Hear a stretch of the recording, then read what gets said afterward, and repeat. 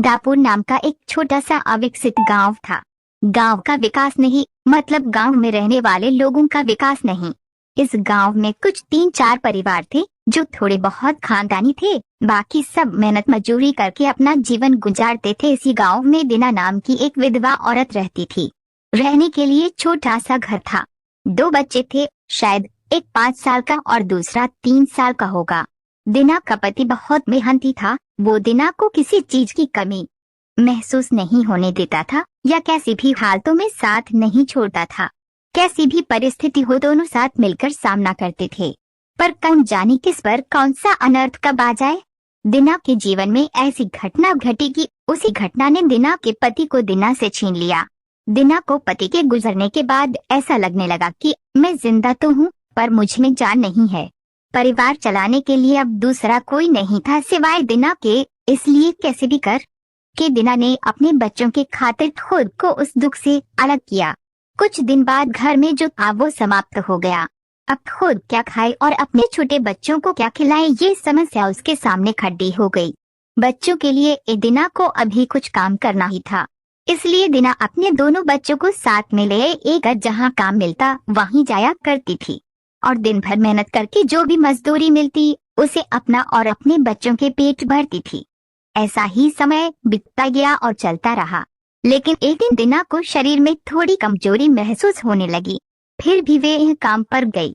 ऐसे ही 2-3 दिन दीना काम पर जाती रही, लेकिन उसकी शरीर की कमजोरी कुछ ठीक नहीं हो रही थी, बल्कि और बढ़ती जा रही थी। ऐसे में काम पर जाना दीना के लिए कठिन हो गया। दीना बहुत चिंतित रहने लगी। अगर काम पर नहीं गई तो मेरे बच्चे भूखे मर जाएंगे। उसी चिंता ने दीना को और कमजोर कर दिया। इतनी कमजोर कि उठने बैठने के लिए लकड़ी का सहारा लेना पड़ता था। इस कारण उसके बच्चे भूखे मर रहे थे। खाने को कुछ न मिलने के कारण और अपने बच्चों को भूखे मरते देखकर वह लकड़ी की सहायता से आज यहाँ से कुछ मांगा तो अगले दिन दूसरी ओर से कुछ मांग के अपने बच्चों को खिलाती, पर खुद भूखी सो जाती थी। ऐसे ही एक दिन वह खुद जा न सकती थी, इसलिए अपने बच्चों को समझा के खाने के लिए कुछ मांगने के लिए गांव में भेज देती है। कुछ समय बाद बच्चे 2 चपाती और थोड़ी सी सब्जी लेकर लौटते हैं। 2 चपाती से 3 जनवरी कैसे तृप्त होंगे, इसलिए वे 2 चपाती दोनों बच्चों को खिला देती हैं। वह बरसात का समय था। बिजली न होने के कारण घर में अंधेरा छाया हुआ था। अंधेरे में ही वे अपने बच्चों को एक कमरे में सुला देती है और वह दूसरे कमरे में जाकर सो जाती हैं। रात को तेज बारिश होती है और बिजलियां जोर से कड़कड़ाती है। दीना को थोड़ी आराम मिलती है, इसलिए वो गहरी नींद में पड़ जाती है। ऐसे में दीना को एक सपना दिखाई देता है। वह एकदम तंदुरुस्त हो गई है, काम पर जाती है।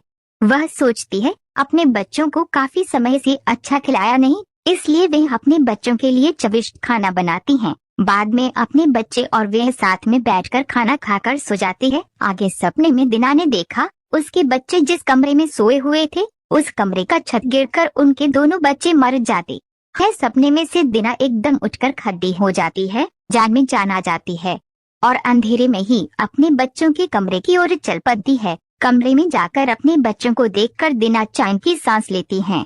उसी समय दीना को शरीर में ज्यादा कमजोरी महसूस होती है, जिससे वह नीचे गिर जाती है और फिर वहां से उठ ही नहीं पाती है। चैन की सांस दीना की सांस ले लेती है। दोस्तों, यही होती है माँ की ममता, जो मरते दम तक अपने बच्चों के खातिर जीने का जुनून रखती है। दोस्तों, ये छोटी सी कहानी आपको अच्छी लगी हो तो वीडियो लाइक और चैनल सब्सक्राइब जरूर करें और अपने विचारों को हमारे साथ जरूर शेयर करें।